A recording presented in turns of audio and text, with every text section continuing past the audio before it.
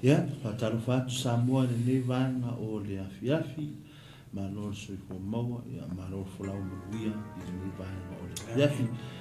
Ia le rofa mane ana leo le tātou tuma o le langi, ua mawhai ona tātou toi au ia mai foi, e nei tūlā o le afiafi.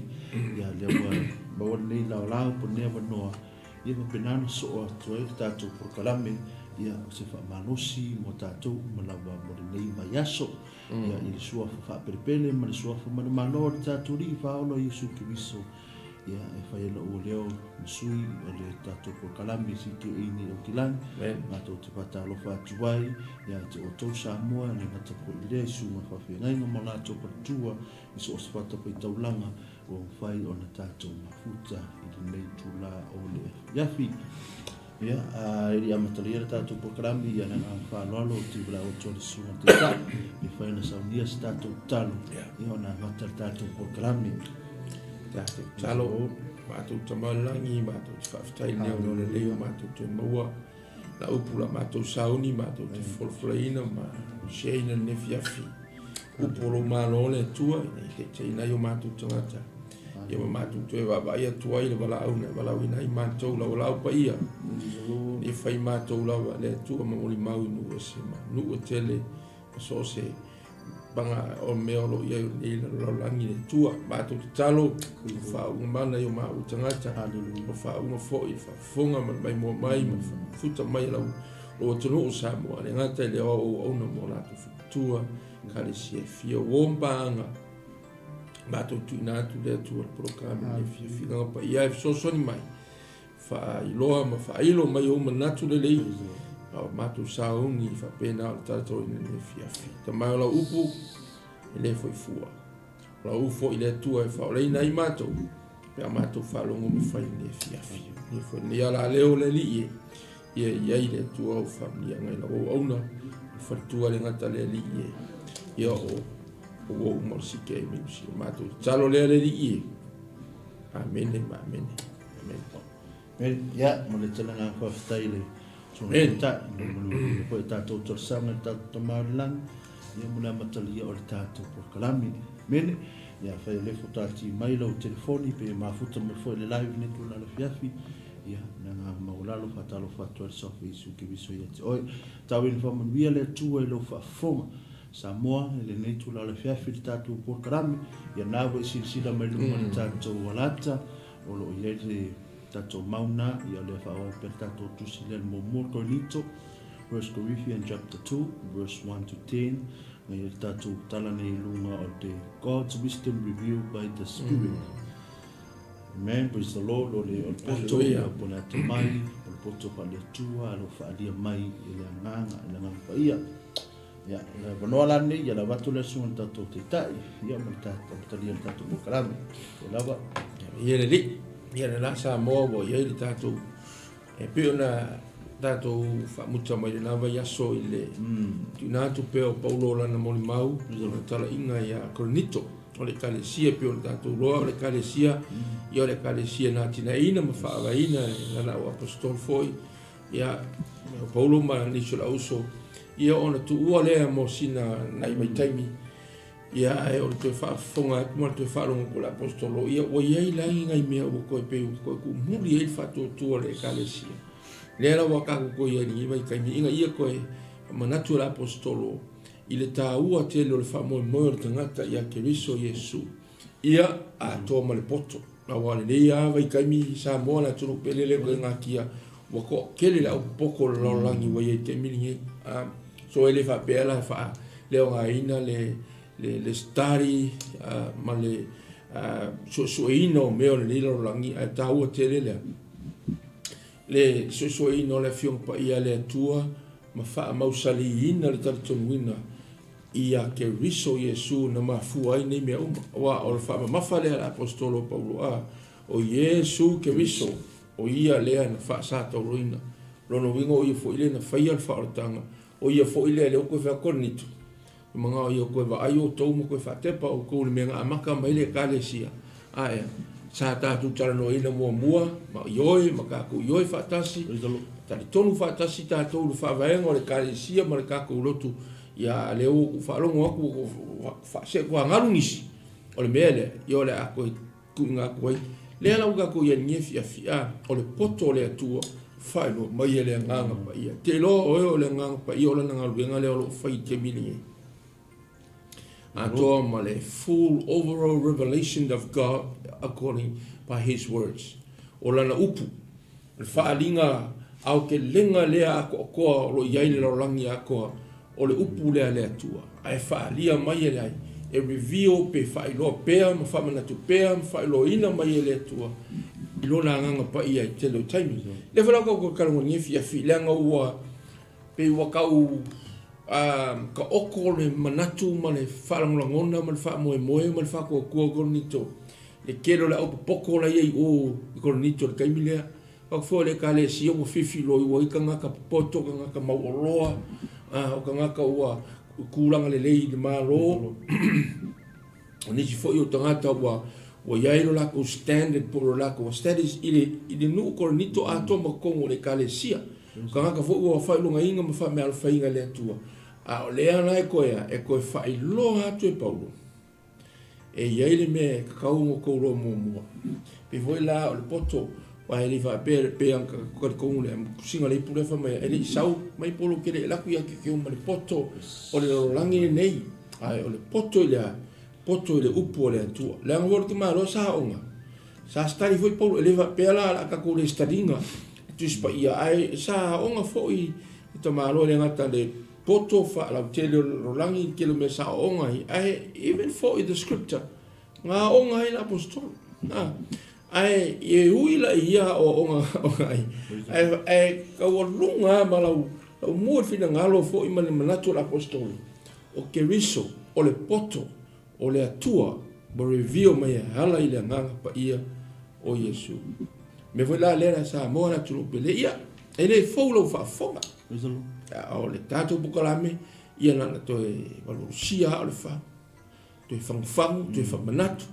to ti mai mo to atina tato o le vol missiona Paulo i tono koronito lea mai Paulo le keri sa e ko destroy pe solo ia koronito o la inga i sa ko ati atina atia to me foi la ngifia fi o le poto le atua ia o failo ina mai le e lona nganga pa ia ke lo ele ya se sia si me sidi o nga si dia to le failo mai le poto le atua na ilora le nganga o le atua at the spirit of God ai ia la te ta to le nganga o le atua ya tu oi me ka ko e failo mai le nganga ngai lo loto le poto le atua so se me ke me foi le a waka ke ele fa pera ka ku dia o ina ai a waka ke fa lango pa tala ko ku ro fa to masangi fo me a wonyo ka ku fa lango e oi ka ku la pot ya ai morta tu lava ka mai ai ka ku fa to tua ile tua i mea umalava o fa lango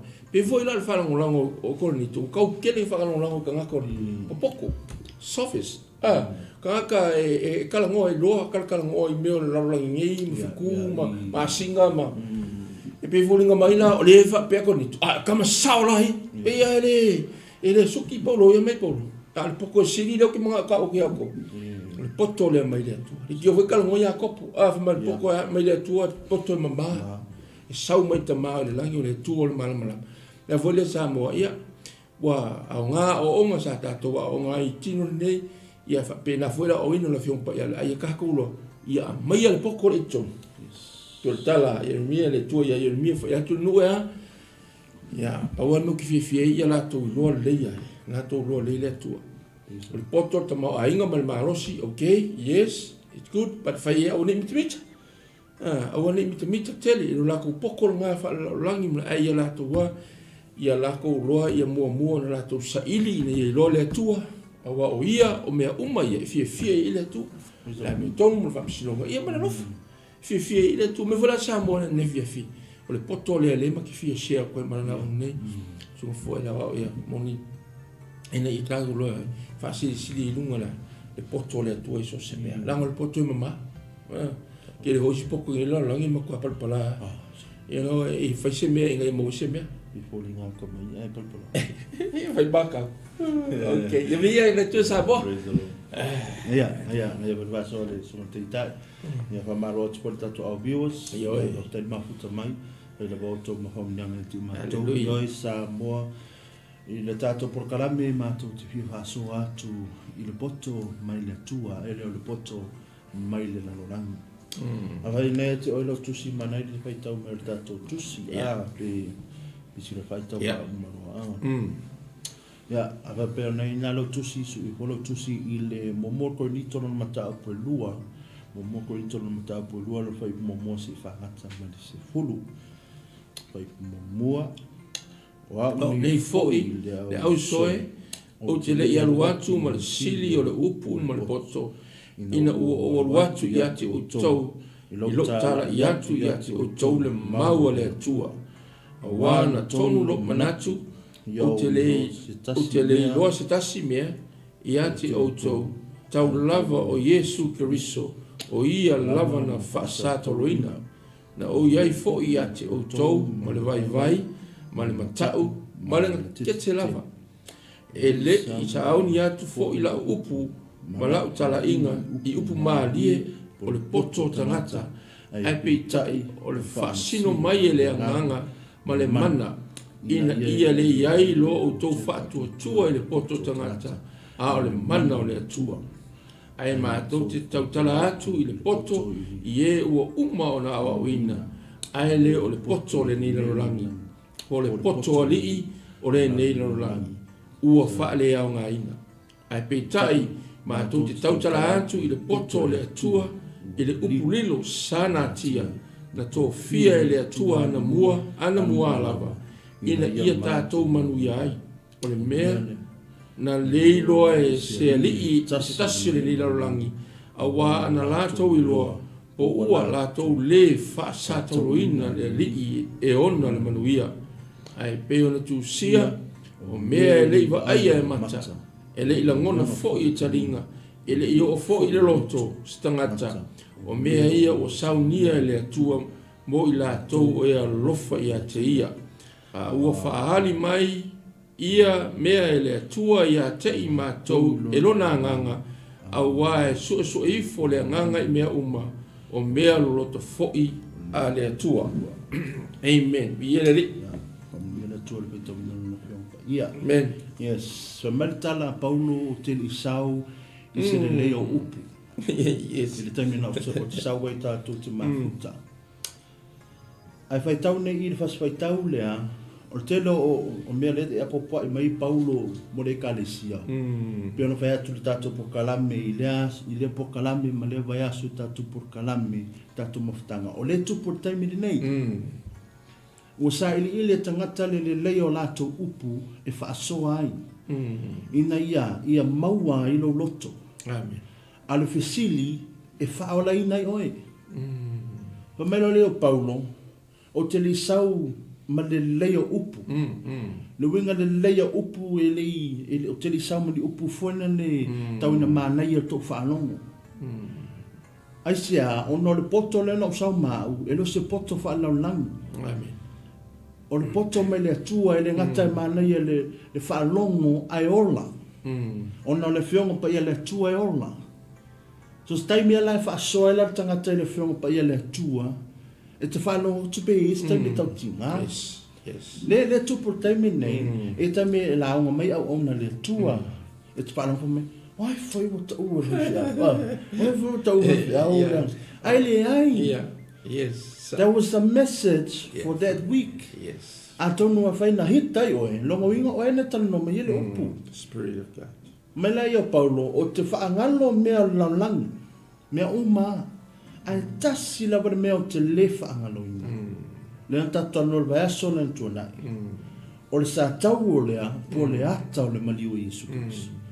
Aisia, o no naone ta oto e whaoritanga mo oe moa. Amen. O le mafuanga foi na o le liwa I o lau tangata, ono, o le maliu I Yesu Keriso. Amen. Wana le maliu I Yesu Keriso, e le tau nuu fuafuanga ma le whaoritanga mo I tātou. Mea nā e tā ua te rei whaaftai a Yesu, o whaaftai Yesu. Aisia, mo toi maua le ana, mo toi maua le apanoa. Se me tā ua nao mau male maliu I Yesu Keriso. Taile toi pe no fatro pisili telo taimu. Lanta o le maliu a Yesu ke wiso mo oi. Tali ai oilo fisili. Asa taua mo au. Wo mawaina le avanoa. I le meo te alo watu ai. Sa li ese avanoa. I got the opportunity to go where I need to go. But before I didn't have the opportunity. Le te mua le afio mai Yesu ke wiso. Sa le ese avanoa. Amen. Ai whawhtaila fio mai Yesu ke wiso, ma liu mo I tātou, mo mauwaile awa noa. Ea, tata ngai atu ni ngofuanga. Le wa uman sa unia tātou tuma. O lana tu foi lana maa losi o Paulo. Ese ia le maa losi o Paulo ia Yesu ke wiso. Tana noa mea Paulo le taimi na fio, na li liu wailanga tangata tuai, avea ma tangata fo, o Yesu ke wiso alana maa. Man. Vai leva mai Paulo kele staringa se poko te mika ko mafukai. Ngo ke faalango le mana. Le mana mai le ngang pa le tatu vai mai lunga tato the screen revealed by the Spirit. Mai ana mua la wa le fatati mai le potole. But ele ma faina la ngona tangata. Yes. Ona e fofolinga mai o le tau la unga le potole. Ai ese le fa vai. E se li fa vai nei mo atu. Ona o kai me joa mai tanga te ton. Wa ili teaching zia lo ye tamile. O nga ku ese lo le Yesu. Ai fa la ku le si teaching. Pe nga fa logo fo nga le ya Yesu ke biso. Pe nga fa brand fo nga le fa mai tanga te ton. Wa vai ni se product. Product le sa tamile. E fa tata mai ya tanga tau to. Pero Michael Jordan's. E kua kore sa fapio so. Kana fa ka mo Michael Jordan is mara. Baba si is pero le tala foi na fa matala isi a ona le. A basketball in a human hands only costs $15. But in Michael Jordan hands it costs millions. Vai la ia. Ma fao I le lima, koru fao lima kamuka.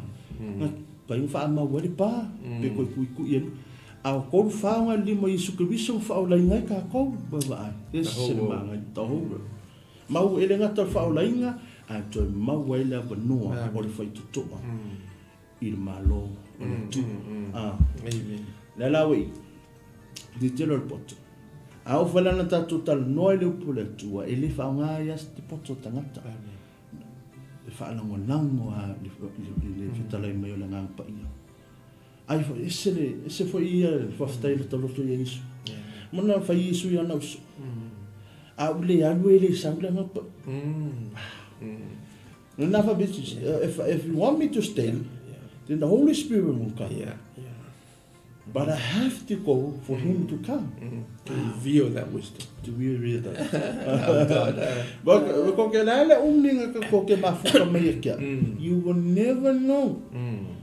Bana family fa umar ka kusi. Anga ko wilo.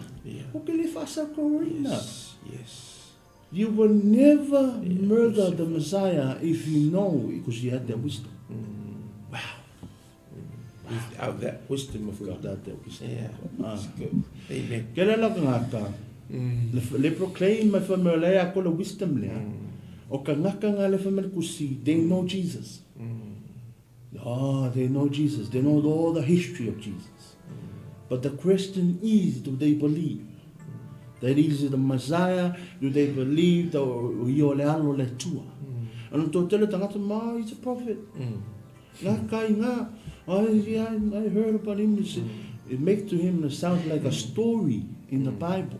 But it's not just a story. O le men whaolai nei oi maha. O le tahaua na o whaani mai poto lea. O na tō tene whai taimi e vesi ero langa ma whai ka tāi sawaringa. E mana amira le poto lea. Lea na lu ia tuan tato por kalame me lisi tato scriptures. Mo aso whai ka tā. Lewa tato iai. Ale mawala o le poto lea. E mawhai e lisi tala inga na filo ua. Ina no wanganga. Yes. They can turn you around. Yes. And then you pay as a mele I tupu. Kwa le loa le vave, lo wa yele so fuanga ma savaling.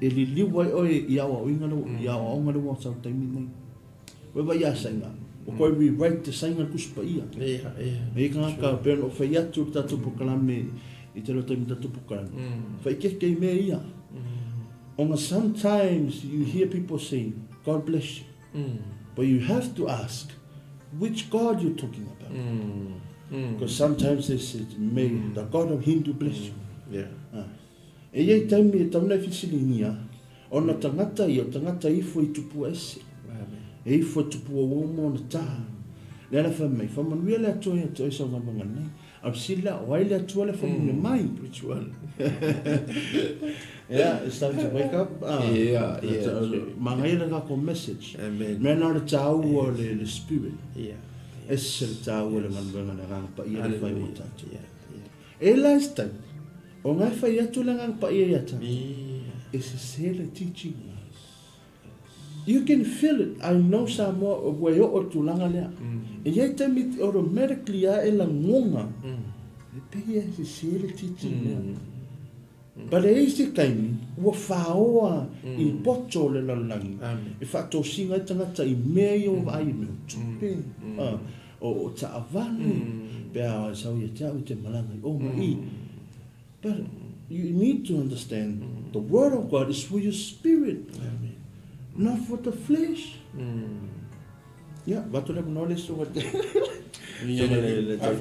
talinga fia whaalongolongo pea mai ia le li onga o le kaua pe ona sa no foila na o ngi ia kaku ia fafa pelo tanto ta otolo tanto mafau I le poto le atua langa o lenga reveal mai le li ma na ia le bele ko kalango mai ngina na o ina ia awangi fise ta tanto wo ia o onga le wo sau ni vai kai there's a lot of teaching ia ele kusi aku le limo le kaku ministry ai pe o vai aku ia ele lau inga aku ai but fai ala wo home you know the Bible you study the Bible you ask the Holy Spirit to reveal fa mai al tu se yoane fa mai o le nganga le fa mai a fio mai ona o le fai loa le ma te ina ta tole me moni it lead us and show us the truth and what is the truth it's the word of Jesus Christ and the wisdom of God later tonu ya te ta to ma la fo ia te o sa mo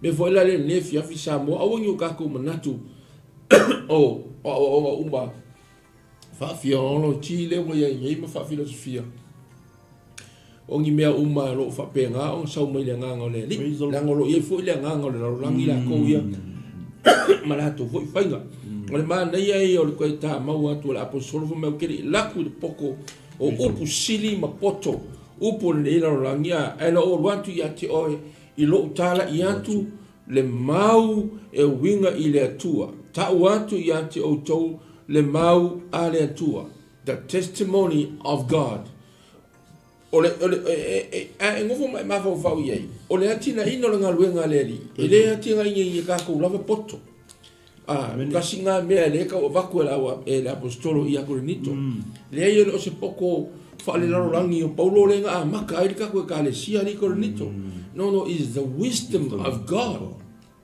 le nga ko ioe o mai le vinga ka ko kala ngo ye le aso ka ko fungo ai le vinga ko share I me alofa ale nga pa ia nga ko fika ngisi ma ko ioe ai ma ko si lima ai ale mele wa kopu corinito what's happened what's happening to you e o fora kai mi ngai vai mo ka ia o ngai bo mai e o nga lulu winga ai ka o lulu winga ai oi me fona le ia ka ko fatu ma winga la ia mai le poto le mai le li e te ina I tanto e hala lo nga pa ia and you must be keep close to the Holy Spirit all time e le fa pe o ka ko ia vai kai mi fa te mi le nga pa ia o nga e le ko fa nga le peke ia lua ia nau ye nau yai pe fa mea pe ona nau le ai lai vai tafi fa pe nga fulu ka ku nau ya la ile nganga pa ia I kai mi uma era nga e fa tumu ka ko kai mi uma lava lo nga pa I but yes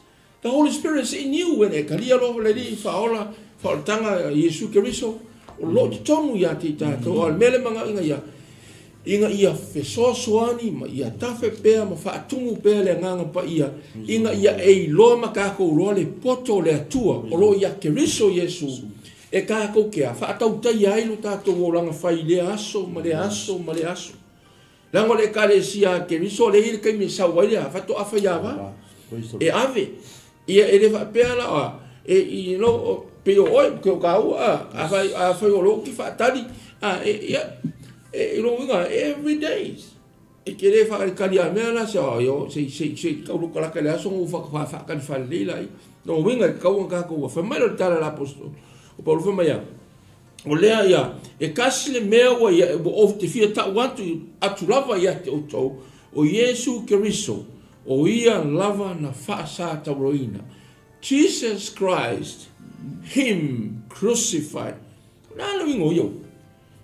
Ngai ai o le venga por mena failo aku ya Korinito ele I fasa ka loinga pangapa ele fasa ka loinga Paulo ele fasa ka loinga Petero ele fasa ka loinga Yakoma po ina va apostol po ina va ia saints of that time le hai po se profeta ele ia ele Jeremia ele Isaia e pe ngai lo ele Mose ai fa meia o Yesu Keriso.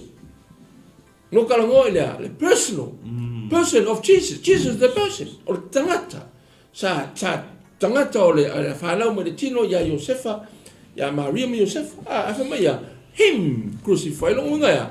O lo kalango o ia lea. Kalango ile le ngaluenga fa lo tanga. O le ngaluenga. It's a salvation. O ia lea ele va penga maliu Yesu ai esa kanga whaia lea.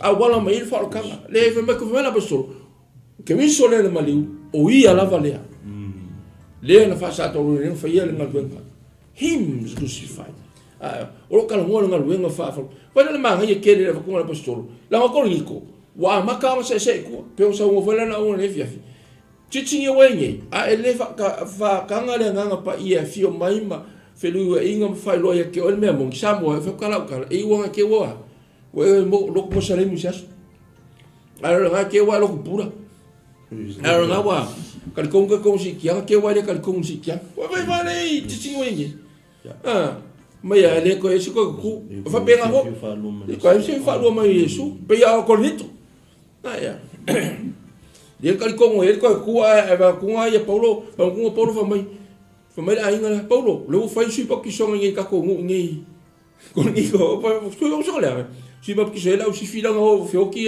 la u le anga le si ba ki la lo ke o ko ki vai le o I fa mai ngala ko sa va ne ai o to tu fa mai ya e to tu la to o ya kemis la to nga ya ko ke ko ku mai la so le la so close ma ngai ya na ne fa mai apostolo Paulo o Yesu nga Yesu Keriso o ia lava le na fa sa ta loina ele Yesu va sa ko pe o ke so ti singo ye fa un fa mai ele Yesu va sa ko lo pa ele Yesu o sitazione au la opaia ya Samuel tu pelele ai o Keriso Yesu le lava fa mai apostolo o ia lava le na fa sa ta loina o ia lava le nga ele nga ka o ia o Yesu o le alo le atua ai o ia lava le na faia le ngaluenga o le whaoratanga.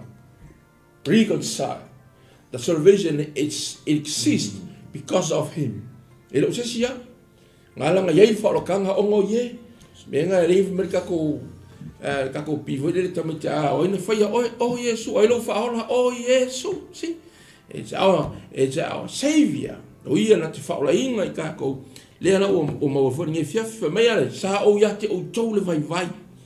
Ma le ngā 𝚟𝚑𝚙𝚢𝚑𝚝, ma le pepe, vai, le kai music kala inga fo se tala inga se mea, when we're in the flesh, e ke langonga ya kako le langona nga, le ia se kanga ka se kong wadu le ang whakala, i ke koa, no, e yei kai me, e ke wai e rei loa, po leari ungone, mea ni e ua ko lai oe. Yes, you know it's calling from God, but in the flesh, peke wano oi se kaimia, e ateka I oi pe fa, sa wai ngai oi fa mala pa skolo fa mea, sa o yake o ko. Le lo vai pe wa la anga sala po roi o. That's not the meaning. Ai o le sai o i o le tangata. E vai na fa me sa o ia te o tau le vai. Mana nga tete, mana fefe. A le ale me e vai, e fa ali ai le mana o le atua i ate o tau. Onga o le ngei a, le ngei vessel. It's always, trembling, fear. E vai la o le mana o le atua le fa ali ai. Le ki o fa mai a, o le mana le fa ia, e fa ali ai kama vale. Ua fa ali ai le mana o le atua. It's just a weakness vessel. O se ipu, e vai. Langa, o le se ipu o le kangaka. La iei o nga tūlanga, e iei le ako vale ma le fefe, ma le popole ka fefe e le kangaka le lei, e le nga iu kaia, e le nga e lengi le i au loku le, o lo iei ma au mafia mai o Italia. Kamaku le ko keine lo loku i le loku le. Wa ma ina sana le fefe la Paulo. E ka mo fefe pa pesole. Wa ya kula loku ngi ka fefe o mai kanga kamala ko ava mala ko fili ma dolak singa pe wo ka fefe me cha u yake o ko menga. Ai o le na no ta ina. O no le mana o le atua. Mana o le atua le me. Inga ia faalia simanga ia me ai o kele i ele va penga u luako ia ke o ngaka mi a ingi upu mali le ai no nga maka nga pe makua i kipona ai no malo le ke o ve mai o kele fusu le lo nga pe o le fusu ke malo taisi o lo ka fusu e alo na lo ana kilo maka rungo la o vai la pang alo e va penga lo nga o ia ka malo i o iei le kulanga fa le tangata iei le langona fefe amala i se meo la kupu o lono fa ana no ta inga o lai mau le mana o le atua langa fili le atua malo the power of the Holy Spirit reveal vai la o le poko le o le atua le aberka malo e le langona le malo le fefe vale pe wika fefe le kere ko kusi o ngure le wo inga le ko ni tom la ko style ai no malo le ia fa ali fa me kile la kula ya ki o kore opu amala tala i opu mali o le potol tangata ai pe tai o le fa sino mai ele nganga ma le mana ina ia le yai lo o to fa tua le potol tangata o le mana le tua here we go and God's wisdom revealed by the Holy Spirit ai anu se mea pe ngo fa ya ngo fa mai Yesu o ko ke maka pe ko ke fe do longo e ke alu you feeling fear e alu mai Yesu o ko ke maka longo ai lo Yesu o e ya kamai maka fe la ke fe mai okay yaki o ko le mano le tu me va le fe mai e fa pe nga le fa nga le to la ka le lango le verso e vai isi kai pe fa sanga va ka malo mai pe o like como o se container voi le plastic le me o kongo ye me ka ole aulo le o le mana le ole tu mai nga ia wongi fa lango le poko ka ai la tu fa lango mo fa tu le mana ole tu it's really good time ke do ka konga lu nga ia di fa pe o fa ko ma bawa ke ni mesunga ai fa ko au mai ko fa review le nga pa ia le potole ole tu ko ngia ka ko inga ia ka ko lo ai fu ko hai kilome ia ka vai kwa ifi ko hale me ala ya lua e no ka ko poko fai ka ko ka mai fai ka ko maros o lai ku fa my Holy Spirit o fa ke o fa when you going to be leaning on God's wisdom when ala ka me o na o fa ko ku ai me o fa to ka o ta o fa to faith in our own faith ai o fa ko ku le poto o le atua vi ia le ni samo a wa o ke fai ako e alu o me mo va i fa nga malo wengi bo e alu o le poko la langi mal kau vinga ai o va ko la ko au mai e ko ngo me e sa o ta Bible e sa o the Holy Spirit me nga wengi la it's mystery ya o nga ke o kilo me yo ku fa le nga lo va fa le nga ai ke lo e le ke ka ko kisha E lea kau ki kilo kua langa leka mo fai fo ile ale. Poto le lalolangi. Kau fa leanga fa se ka ko. Lo sunga la ya inga ya lo to la sa muanga. Makala ya onga ngi nga ifa kanga lenga nga pa ya wa ka fa ya. E ya ongi ila ve fa merkara apostol fa me ya ongi ka ko se ese mai kai mi amuri mai fa to tua. Don't slag a little bit with our faith. Kia se langa iei me oma. Ia whakala la muskoro le mea pupuanga. Ia whaku mawinga iwa. Ai na waku le pupuanga me. Oh, pack your back and right away. Le hai. So le ese mai langa sala ai stay in the tribulations. O ha tribulation. Whai kionga. Whaleanga inga. Wa e nga ruai fo i se ministry. Nge ianga ai whai kio. Oe mai whaleanga. Oe o ngā luenga le li. Go for the Lord. Awa ke puli fo iai. Ah, ya. Ke whaku. Lo mga kawi kako le ri e Paul me ola kako fa kingo inga kako fa lo kanga mar kako fa le fe me kako fa la inga o fisila wa ngalu e ina I fa fo kako fa le Paul ai ke fa la inga o e ngofo ya li me se be fai le fa la inga le lo ola me Yesu a o le ta o filo la ola ele lo mai a o le a e fa maulunga ola ona o le tala le lei maia maua ia fa lango le poto le tua mai Holy Spirit ba ele tua ni tu la le fiafi ia tato no yo si ia to va fonga ya man le pasa ti me mana ia ho ia le vai tau to ai me nga le tu ile ta malo Paulo ana fa be alu Paulo I le poto lo lang le tvai te mine e fa mau me ka o histories uma fa mau me ka o histories nga vai le me ka o records anga la tula Paulo le tula fa lo lang ka sia kala kamaya sale a venga ka ngo mai o murderer oe tangata fa so tangata ko lima sa ko kala mai no ka no mi vela le se sengala nga le poto le se sengole lo follola ma le lo follola su ki bis amen talo sa Paulo tala ya tsupa hey look at me some so ko yo wanga sala ka ilo fo ya ko pe ko ki kusa ko se vai amen but this man took me in like I was nothing la lo leanga mo se Natalia o Yesu Cristo. Lea tu sau tala I tu. Bueno lea Paulo ma pe ali o kaka I o kwa skola ka. Amen. Anu fela sa mo ti tala. Ye yelo mai se o tangata na ti faso. Ne o tata mai fo ye. Yes. Na wai na a stika ya Yesu Cristo. Ile ka ka fisilingia lo tala ina. Amen. Aisia, mai Paulo. La obesia o mala ma pula e po ako kala ikia.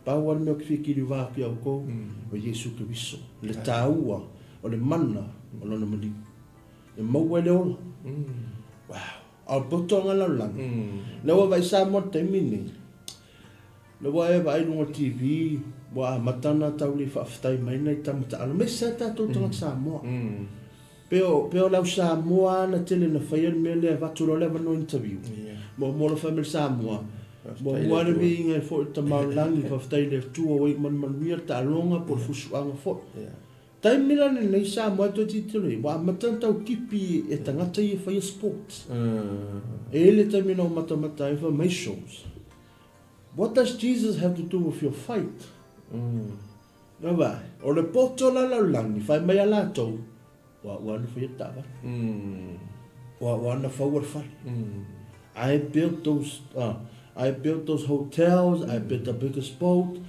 Manato matangata awa ngalo Yesu Cristo. Amen. Besili la yai ofela na mayir mangosi. Ofela na mayir potona. Gusa wa amata ngalo. Amen. Ele te ofoia tato matua matato tua te lofo Samoa ia. Li poro silfanga na mea. Mo le taya boya ka ko lo mo te. Ofo no pero look tatalo mo tato Asia ona foi no wala tu lo foi de mana ma de potole Wa tatou galuega fai o le ale lelei ona galuega mea uma lava e te faia o le sili e te faia mo ai te faia mo le viga o le atua e te faia ona ue mo le poto ae ua nei galu le faafetai Yes.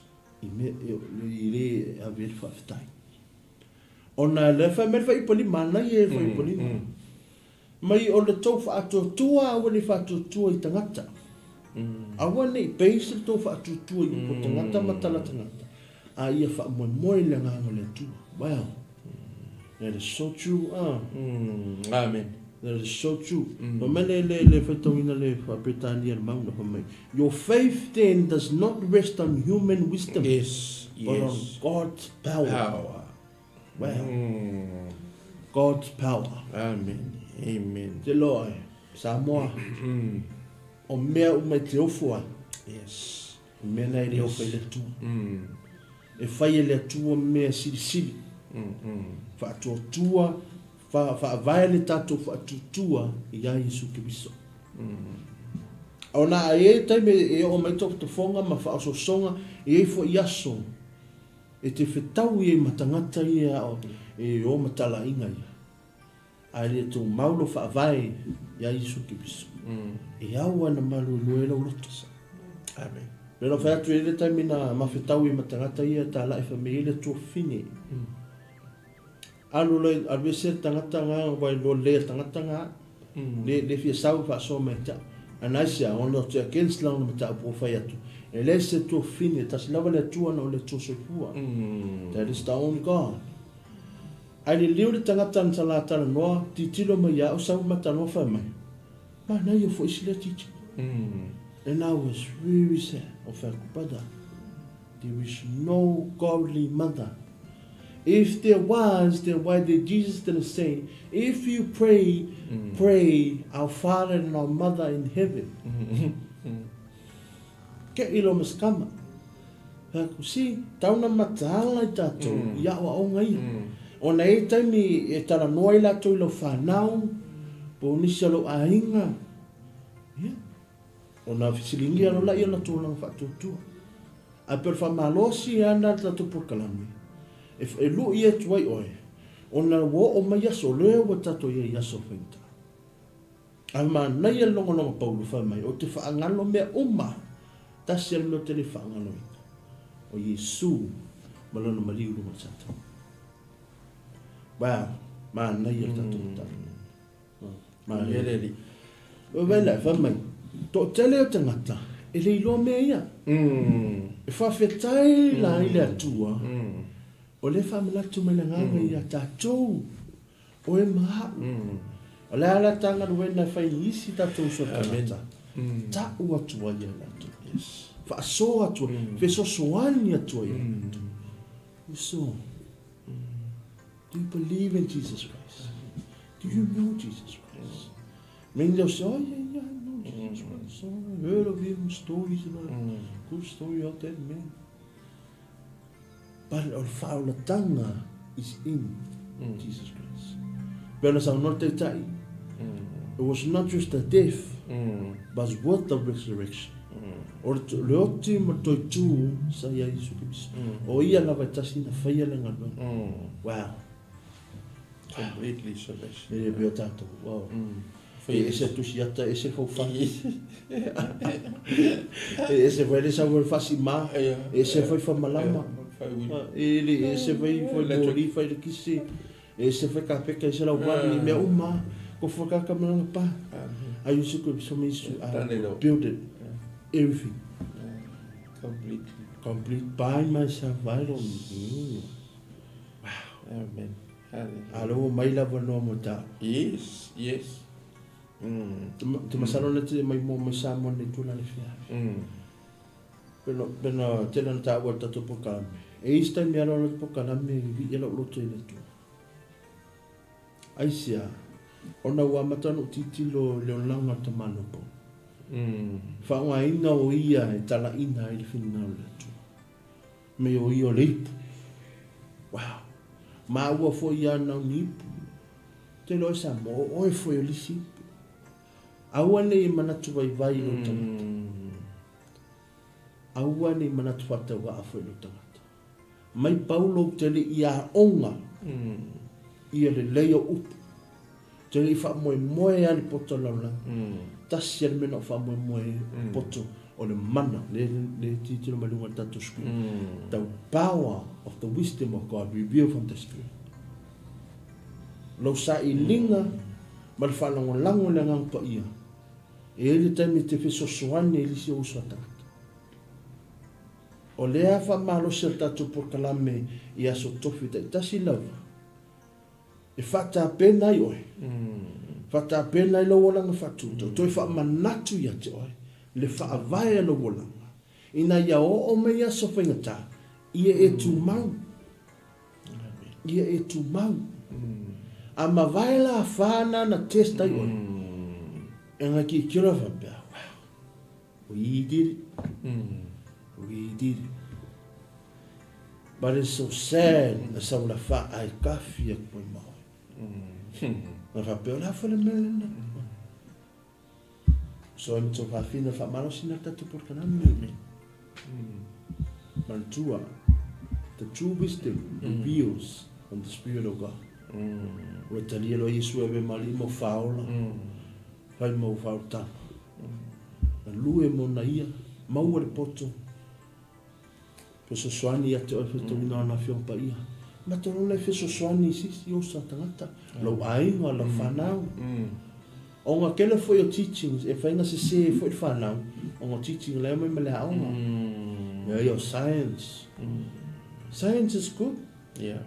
But e kai mi e fisiringi e la tōle tua. Te tilo nā, whanau whanau wa hei.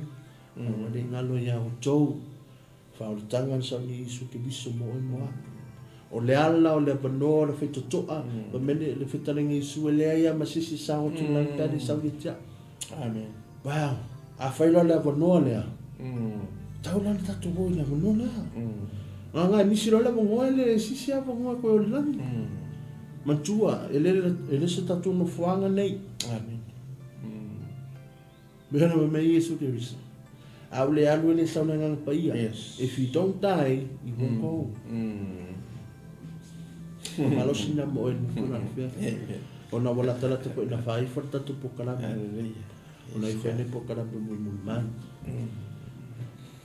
Maria tau ina whamuni ena tu ena whafunga i watuna muna muli sunga. Tai mole loa ia ore. Pea le ua whai fuifo le tātou kalame ne fiafi.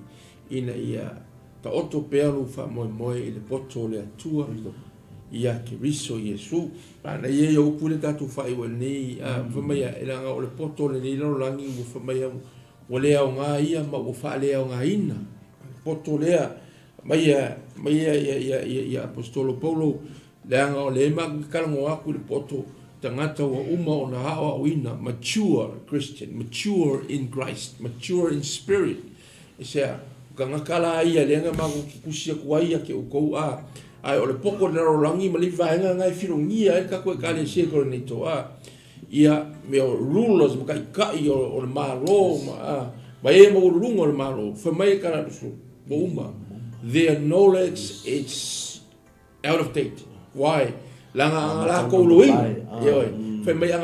If they know that the wisdom of God, they will never crucify Jesus Christ.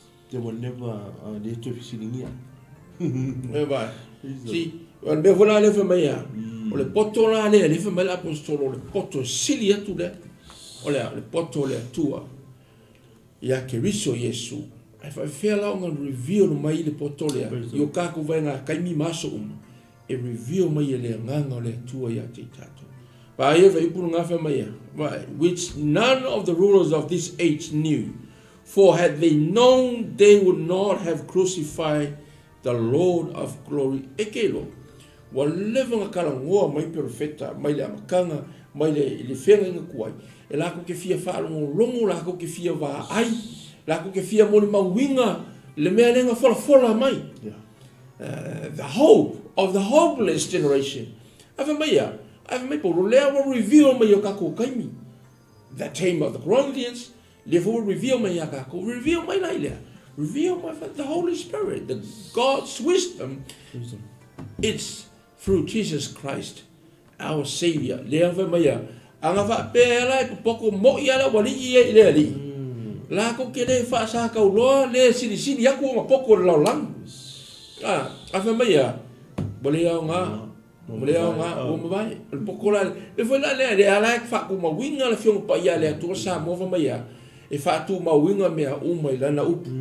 Si fa maya o la up fo ia e ma vai le langi ma le na lo langi ma mea umo ya fi everything is in ava ma o la upu e tu mau e fa vau ia o le upu o Yesu so me foi na nessa boa ia me o fa ya ko foi te maka ka ni fi ia ka okolo fa mo and Jesus is our hope o fa mo nga le wo ka ko ke mingi o Yesu ava ma ya la mo ka ko fa mo level Maia profeta au maia au apostolo a família apostolo família bo o fo ila família ele monako ai mokako mokornito mo o fe anava kalesia ngai ke fai tau langa ile ri.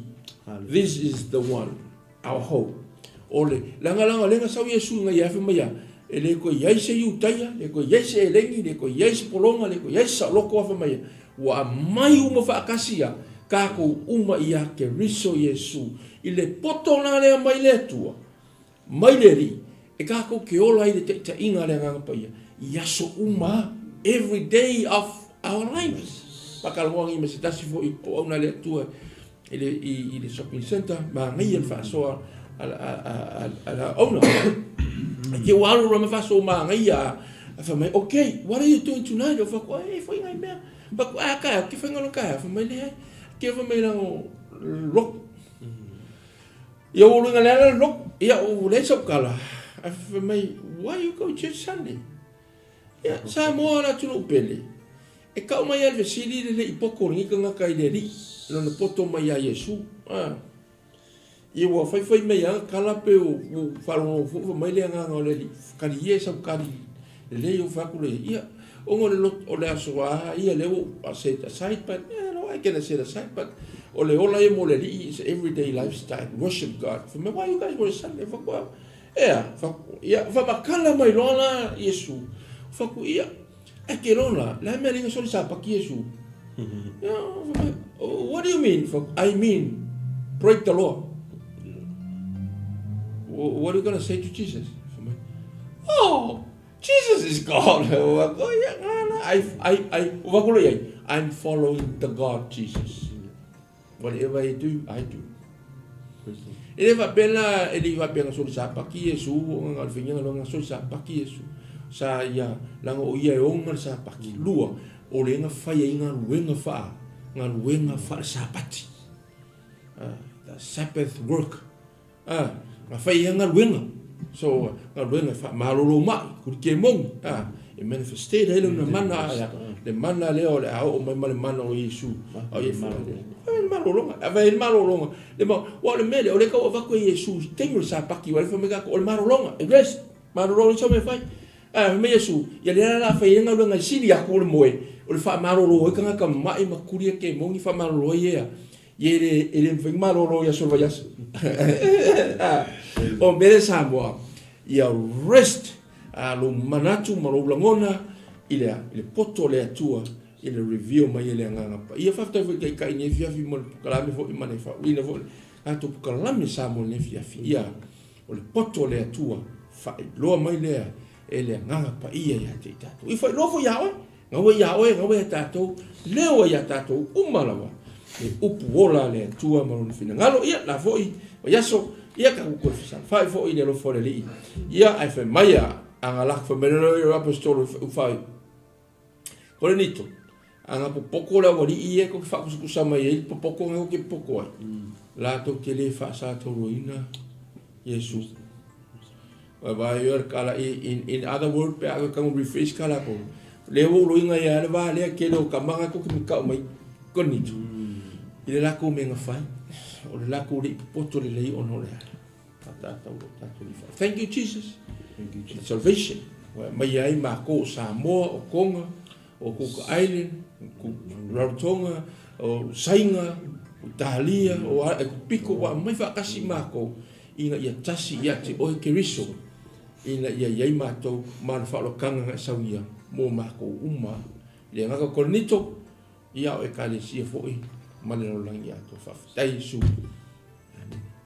atua tai la wal mane ya tātou no ia wa lata po i whai o tātou po kalame o nei fo'i nisi po kalame lo so mai ar tātou ia na ia te ore tusi mauso te mi o le whaita wina na ia tonu ia ngā lawa ngā lawa le sairi ili koe mo whai tau le whionga le atua tala noa masa taimi o le atua so taimi tala noa ma le atua ti whanonga whai tala noa mai tala i mai whai lana nganga ia wā whai tātou wholanga ma tātou sabalinga aisia o na e le whai mo whie me nei wai tau wa i le vave o le tutu lo vai le vai tau le vave le vave lo iai le o langa le ngata foi o malwenga ia e ngata foi o taimi lo vai follow wa lata foi le vai o le tau sang ia mo fo io to voi api to masina lo mo fo i le tau sang ia mata foi na to va ai foi le fa o tau sang al sili wa mai lo fo langa per sili ale tatu pokala wa mai lo fo langa wa mai lo saboli te loa ni fai mo fi o na vasa fa pe na na fo la wa na maunga cha ia na van o lo e fo la wa ni tan atalto pe on fa maro sia tuta tu porta tu maulo fa tu e so ia ngalo me umala te lo isi po nga fa nga town fo la awa ni ngalo Yesu Kristo amen awa ngava ni ngalo Yesu Kristo la foi se me tupu ia te oi mana ai ia tuai ana man tuai si mea ia vave ana man tuai su te Yesu tali e yo fafita Jesus is the answer amen he is a hope ai fafita ia Yesu Kristo pe tu warta to mafutanga le maulea i le fai poiva mai e peo na tusia o meli va aia e mata ele i langona fo'i e talima i li o fo'i i le loto o se tangata o mea ia ua saunia i le atua mo e la tou o e ano lofa i le te man wow it says here however as the scripture says what no one ever saw or heard what no one ever thought could happen. It is the very thing that God prepared for those who love Him. Wow. Te loa. Amen. A whai o nei, whatever nei te talo mo se manuia lo ai. O le tua whai wawenga, o le tua whai mea fō. O me te li vaia i o mata, o me te li whanongo ai, o me te li ili yo o le mafo fau ma sa i ringa lo loto. Me wo umon fata pene le tu me la mo oe mo a le alo lofa ia i le tu pa fen fa alita to lo fe tu ta lia le lei na nalo le foi mo tato a vea mo tato li le ngata le tato li au i o le tato faula o i o le anga o le alofa na o le tu o Yesu Kristo tele mea o mea fau, o mea li vaai lau langi, o mea li yo e poto lau langi, o sau nia le atua, mo e tātou e lo whai a te ia. Tau ina whamanui le atua. Kuchini kai a o ia. Ti, sabawa. O ia tua tole lau noa le sunga le... Ia.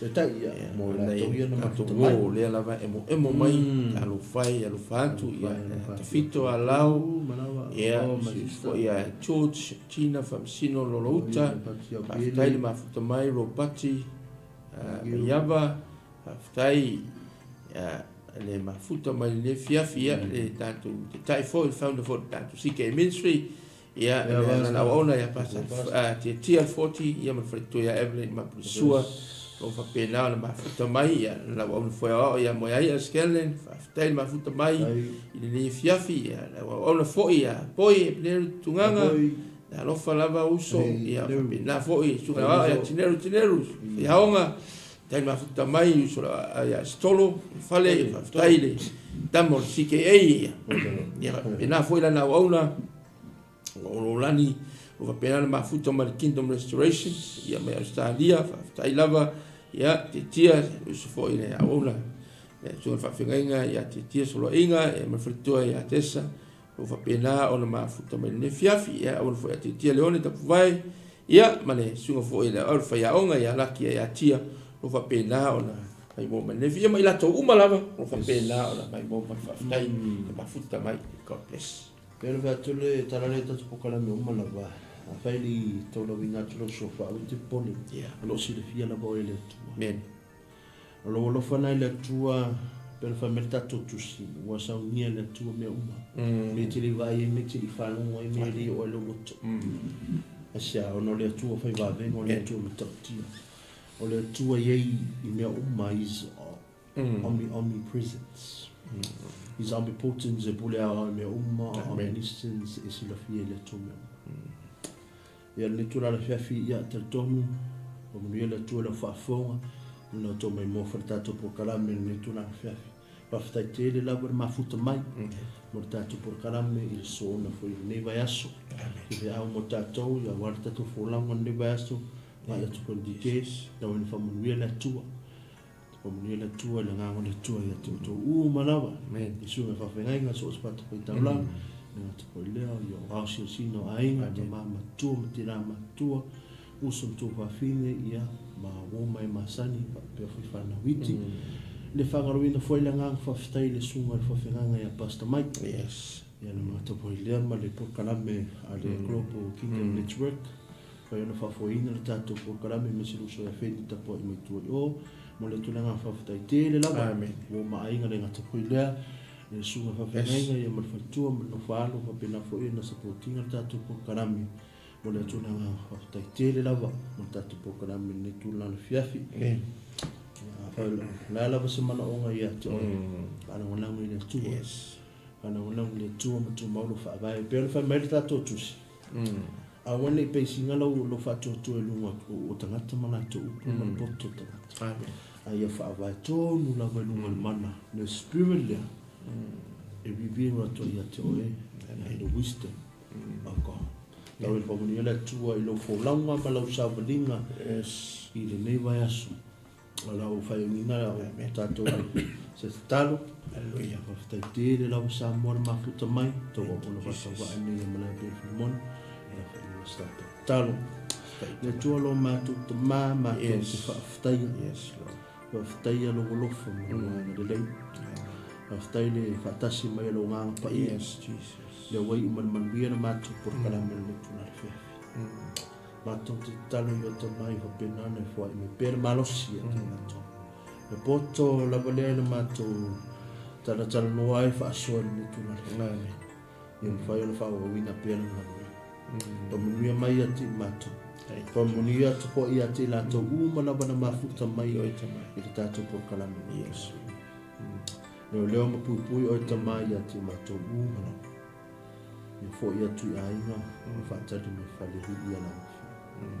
Whawhtai ta māma whaatasi na mātou. Karami o ni tūna ni fo I matu maure vinga ia to o ne māso umai o lawa whaapau. Whawhtai Yesu ke viso martong yona, sa o nia moi mātou. Māma ngalo se mātou se. O Yesu ke viso na mātou li I na mātou whao. Amen. Amen. Ya, le tūna o le whiawhi, so I ia solo. Bien, yes, bon.